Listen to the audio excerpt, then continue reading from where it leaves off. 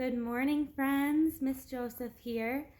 I know that I look a little rough, but I just woke up. And what is our number one rule of reading chapter books? It's that we need to be comfy, right? So I'm going to be comfy. I have my big comfy blanket. I got my nice comfy sweatshirt. And I'm all set to do some reading today. So we're going to be digging into The White Giraffe a little bit more. This is by Lauren St. John, and we are on chapter 2. We left off after there was a fire in Martine's house. It was, I think, the day after her 11th birthday or that night, and both of her parents unfortunately did not make it through that fire, and we're about to see what happens next. So here's that picture for chapter 2.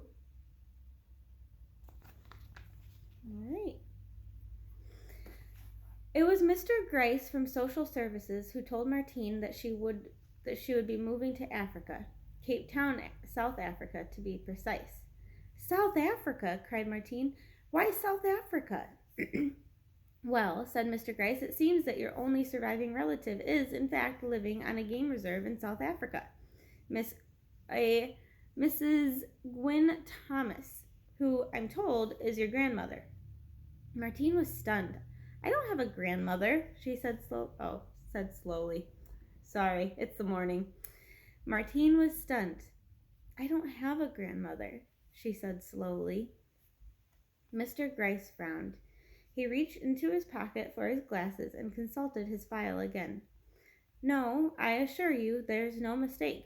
I have her letter here. He handed Martine a sheet of cream writing paper. This is from Gwyn Thomas, by the way, which is her grandmother. Dear Mr. Gryce, thank you for your condolences on the sad loss of my daughter, Veronica Allen, and her husband, David, two of the finest people I have ever known. I was unaware that my daughter had stipulated that I should have guardianship of their child, Martine, if anything ever happened to her. However, I will accept the responsibility. It is the least I can do. I enclose an airplane ticket to Cape Town and £150 for the girl's expenses. I rarely go into the city and would be grateful if you could ensure that she is adequately clothed for the South African weather. Yours truly, Gwyn Thomas. There was something about the tone of the letter that bothered Martine. Her grandmother didn't seem at all enthusiastic about the prospect of taking her on. Quite the reverse. From the sound of things, she expected Martine to be a burden. She couldn't even face the prospect of buying her a few summer clothes. She had clearly adored Martine's parents, but that didn't mean she wanted to be stuck with Martine. And what about her grandfather? There was no mention of him. Martine handed the letter back to Mr. Gryce. I'm not going, she said. She doesn't want me, and there's no way I'm going to live with someone who doesn't want me. I'd rather stick pins in my eyes. Mr. Gryce looked at her in consternation.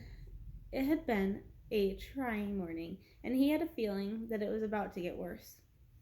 What was the matter with his supervisor that she was always giving him the difficult jobs? But Mrs. Thomas is your legal guardian, he tried. I'm not going, Martine repeated stubbornly, and you can't make me. Mr. Gryce gathered his papers together in a messy bundle, knocking over a glass of water in the process. I'll be back, he told Martine, ignoring the puddle and the ink turning to watercolor on his documents. I have to make a phone call. Martine sat staring off at the smoke-stained wallpaper in Mr. Gryce's office, feeling much more afraid than she'd let on. The past few weeks have been a blur. For the first nightmarish 5 days after the fire, she'd stayed with the Morrisons until their sons returned from a college rugby tour. Then she'd moved in with a friend of her mother's who was unable to cope with a grieving child. Finally, she was driven off to the house of Miss Rose, her English teacher, who was going to take care of her until her future was decided.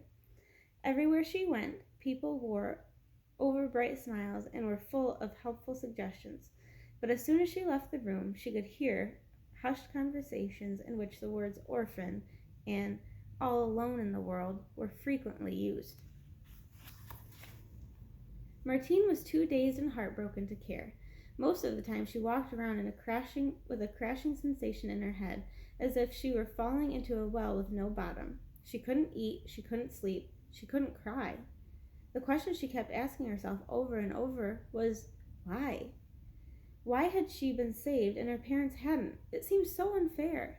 The firemen had praised her bravery and told her she'd done the right thing. They said if she'd opened the door even a crack to try to get to her parents, she would have been swallowed by the blaze. But it was hard not to feel guilty. And what happened to her now? Was she really going to be sent away to a stranger in South Africa? It was then that she spotted a cream envelope on Mr. Gryce's desk. There was something familiar about it. She picked it up and studied the return address. It was written in a neat blue pen. Gwyn Thomas, I don't know how to say that word. Sawubona Game Reserve, Cape Province, South Africa. Martine searched her memory. Where had she seen that handwriting before? Then it came back to her. She'd watched her mom opening these envelopes every month for as long as she could remember. Nothing had ever been said about them, but Martine had always detected a change in her mom after she'd read the letters. She seemed to smile more, to laugh more easily. To Martine, sitting abandoned and confused among Mr. Gryce's dusty files, it was all the more upsetting that her mom had never told her that the letters came from her grandmother, or even that she had a grandmother at all. Why was it such a secret? Martine thought about the signature on the letter, Gwyn Thomas. It sounded so stern. She found it difficult to grasp that such a person might be a grandmother, let alone that she might have to call her grandmother, or worse, she might have to call her granny. She couldn't even think of her as Gwyn. For some reason, the whole time, Gwyn Thomas stuck in her head. Mr. Gryce returned to the office shaking his head. I'm afraid your options are extremely limited, he said. I've managed to find you a bed in the orphanage in Upper Blakely.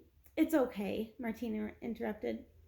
I've decided I'll go to South Africa after all. Mr. Gryce heaved a huge sigh of relief. Well, he said, that settles it. All right, so there's a little break here. I'm going to go get some coffee, and then I will be right back.